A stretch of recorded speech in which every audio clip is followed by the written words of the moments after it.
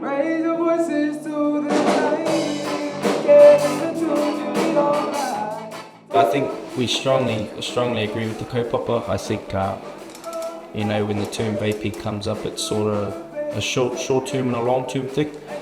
I suppose if you look at a long term thing, it's not healthy. I know a lot of people that do it, they think it's cool, they think all these whakaaro and all of that, but it's really damaging. It's not damaging to themselves, but also our whānau as well.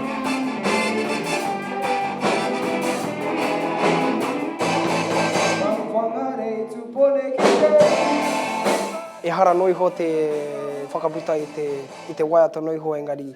Hei whakawhiki ake i tō mātou ingoa tō ingoa pēne i a rātou anō hoki ki te ao, ki te whenua ki a Aotearoa engari te ao hurihuri anō hoki. Ngā whenua rereke, ngā wāhi rereke o rite ki Amerika, me rā momo atu whenua.